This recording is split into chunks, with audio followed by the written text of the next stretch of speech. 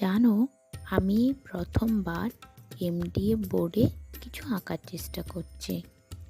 তাই দুবার জেসো অ্যাপ্লাই করে নিয়ে সেটা শুকিয়ে যাওয়ার পর লাল রঙের একটা বর্ডার এঁকে একটা ফ্রি হ্যান্ড স্কেচ এঁকে নিচ্ছি।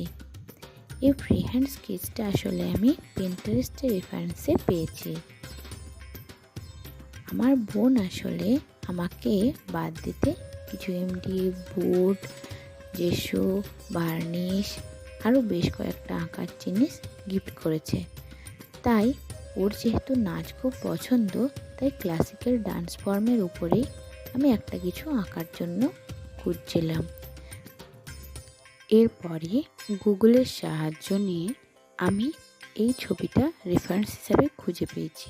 হ্যাঁ, পুরোটা কপি পেস্ট করিনি, কিন্তু অনেকটাই নিয়েছি ওখান থেকে। আর বাকি কিছুটা অ্যাড করে কিছুটা বাদ দিয়ে নিজের মতো করে ছবিটা আঁকার চেষ্টা করেছি।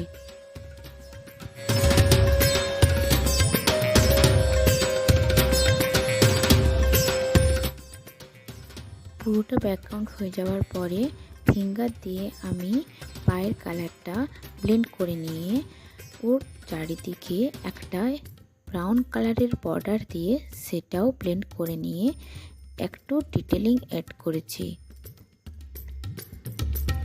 তারপরে যেহেতু ছবিটাতে ক্লাসিক্যাল ডান্স ফর্ম আমি ফুটিয়ে তুলতে চেয়েছি, তাই পাটাকে সাজানোর জন্য আমি একটু পায়ে আলতা পরিয়ে নিয়েছি, যেটা আমার সবথেকে পছন্দের জায়গা এই পেন্টিংটার।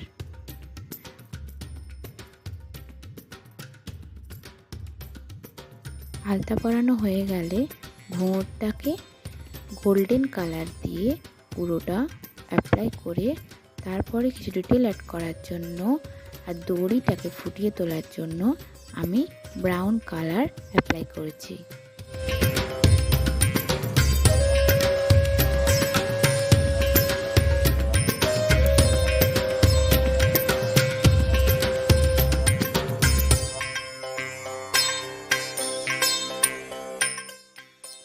এরপরে ছবিটাতে কিছু ছোট ছোট ডিটেলিং অ্যাড করে বর্ডারের জন্য আমি সিলেক্ট করেছি আমাদের আরেকটা ফোক আর্ট বা ক্লাসিক্যাল আর্ট ফর্ম, যেটা হলো আলপনা।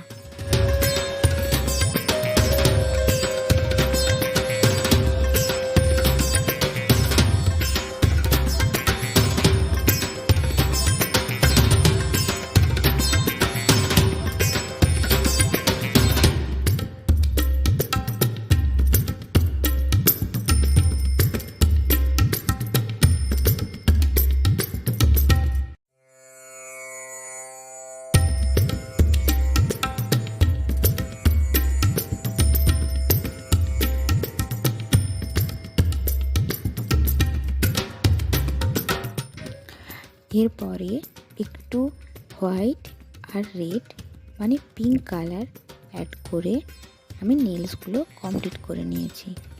তারপরে ছবিটার মধ্যে একটু ড্রিমি ফিল আনার জন্য আমি মন্ডলা আর্টের কিছু প্যাটার্ন এঁকে নিয়েছি।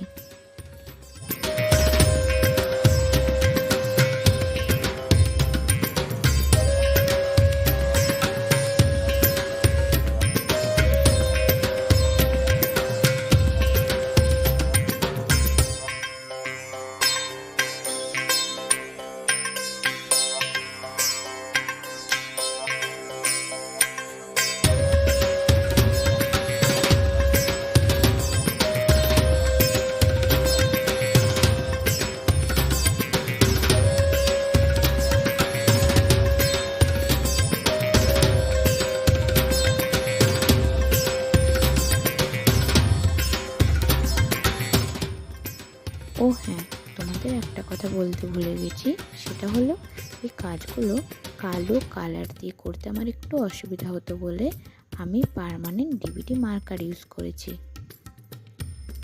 কাজটা সম্পূর্ণ করার পরে 24 ঘন্টা মতো শুকিয়ে নিয়ে আমার বোনুরে গিফট করা গ্লস ভার্নিশ এর উপরে অ্যাপ্লাই করে নিয়েছি, যাতে এটা লাইফ টাইমের জন্য আমি প্রোটেক্ট করে রেখে দিতে পারি। ব্যাস, কথা বলতে বলতে রেডি। তোমরা জানিও কিন্তু তোমাদের কেমন লাগলো।